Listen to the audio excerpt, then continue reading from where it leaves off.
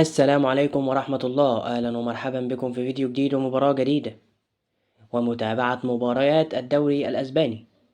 لكن قبل ما نبدأ توقع معنا في ركن التعليقات من سيفوز في هذه المباراة ويخطف 3 نقاط مهمين.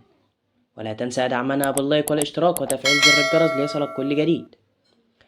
المباراة القادمة الكلاسيكو بين ريال مدريد وبرشلونة ضمن منافسات الجولة 35، حيث خاض برشلونة مباراة في الجولة الماضية أمام بلد الوليد وانتهت بفوز برشلونة بهدفين مقابل هدف وحيد، بينما مدريد أمام سيلتا فيجو وانتهت بفوز مدريد ب3 أهداف مقابل هدفين.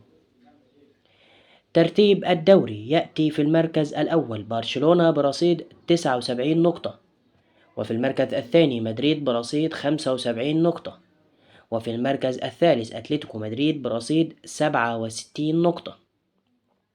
المباراة ستقام على استاد مونجويك. القنوات الناقلة قناة بي إن سبورت 1. موعد المباراة يوم الأحد الموافق 11 مايو في تمام الساعة 5:15 مساء بتوقيت مصر والسودان، 6:15 مساء بتوقيت السعودية والكويت. توقع معنا في ركن التعليقات من سيفوز في هذه المباراة ويخطف 3 نقاط مهمين. ولا تنسى دعمنا باللايك والاشتراك وتفعيل زر الجرس ليصلك كل جديد.